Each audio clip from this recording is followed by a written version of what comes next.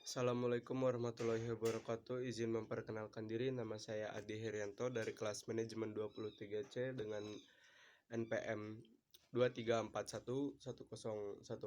Baik, jadi di sini saya akan menjelaskan tentang apa itu focus group discussion atau biasa yang dikenal dengan FGD. Jadi, FGD adalah metode pengumpulan data kualitatif yang melibatkan sekelompok orang dalam diskusi terpimpin untuk membahas suatu topik atau isu tertentu. Metode ini memungkinkan peneliti untuk memperoleh wawasan mendalam dari peserta. Tujuan dan manfaat FGD itu sendiri ada 3, yaitu yang pertama eksplorasi ide dan perspektif, yang kedua pemahaman yang lebih baik, dan yang ketiga umpan balik dan inspirasi. Baik, jadi kita masuk ke manfaat yang pertama, yaitu eksplorasi ide dan perspektif. FGD memungkinkan peneliti untuk menjelajahi berbagai ide, pemikiran, dan sudut pandang yang muncul dari diskusi kelompok. Kedua, pemahaman yang lebih baik. Metode ini memberikan wawasan yang lebih baik mendalam tentang perilaku, motivasi, dan preferensi konsumen atau pemangku kepentingan lainnya. Dan yang ketiga, umpan balik dan inspirasi, yaitu peserta FGD dapat memberikan masukan yang berharga dan memicu ide-ide baru untuk pengembangan produk atau strategi. Peran dan moderator dalam FGD, yaitu ada fasilitator. Apa sih fasilitator itu? Moderator bertugas memfasilitasi diskusi agar berjalan lancar dan semua peserta terlibat aktif. Pendengar aktif. Moderator harus menjadi pendengar yang baik, memahami topik dan pertanyaan yang diajukan. Pemandu. Moderator mengarahkan diskusi agar tetap fokus dan sesuai dengan tujuan FGD itu sendiri. Teknik pengumpulan data dalam FGD terbagi menjadi 3, itu yang pertama pedoman diskusi, yang kedua rekaman audio atau video, dan yang ketiga catatan observasi. Kita masuk yang ke nomor 1, pedoman diskusi. Moderator menggunakan pedoman terstruktur untuk mengarahkan jalannya diskusi. Kedua, rekaman audio atau video.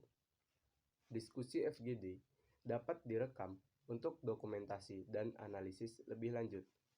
Dan yang ketiga, catatan observasi. Moderator atau asisten mencatat observasi penting dalam FGD berlangsung. Analisis dan interpretasi hasil FGD, yaitu transkrip dan coding. Rekaman diskusi ditranskripkan dan dikodekan untuk mengidentifikasi tema dan pola yang muncul. Kedua, analisis isi. Peneliti menganalisis isi diskusi secara mendalam untuk memahami perspektif dan wawasan peserta. Ketiga, interpretasi dan kesimpulan. Hasil analisis diinterpretasikan untuk menarik kesimpulan yang relevan dengan tujuan penelitian. Ketiga, dan yang keempat, pelaporan. Temuan FGD disajikan dalam bentuk laporan yang komprehensif dan jelas. Etika dalam pelaksanaan FGD.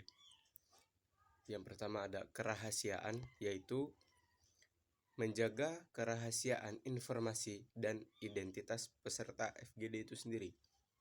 Kedua, informed consent, yaitu mendapatkan persetujuan dari peserta untuk berpartisipasi dalam FGD tersebut. Yang ketiga ada netralitas, yaitu moderator harus bersikap objektif dan tidak memihak manapun. Dan yang keempat, menghargai partisipasi, yaitu memberikan apresiasi kepada peserta atas waktu dan kontribusinya terhadap FGD yang sedang berlangsung. Di dalam FGD terdapat tantangan dan kendala, yaitu terdapat 3. Kita masuk yang pertama, pemilihan peserta, yaitu memastikan peserta yang terpilih mewakili target populasi dengan baik. Kedua, dinamika kelompok, mengelola interaksi dan mencegah dominasi peserta tertentu. Ketiga, analisis dan interpretasi, yaitu menghindari bias dan menarik kesimpulan yang valid dari hasil diskusi. Kesimpulan dan rekomendasi. Kesimpulan utama, EFGD merupakan metode yang efektif untuk mengumpulkan data kualitatif dan memperoleh wawasan mendalam dari target audiens. Manfaat utama, FGD membantu organisasi memahami kebutuhan, preferensi, dan perilaku konsumen atau pemangku kepentingan. Rekomendasi, FGD sebaiknya dilakukan secara terencana dengan mempertimbangkan etika, teknik pengumpulan data, dan analisis yang tepat. Baiklah, itu penjelasan dari saya, yaitu mengenai apa itu fokus grup diskusi. Kurang dan lebihnya saya minta maaf, dan kepada Allah saya mohon ampun. Saya akhiri, wabillahi taufik wal hidayah. Wassalamualaikum warahmatullahi wabarakatuh.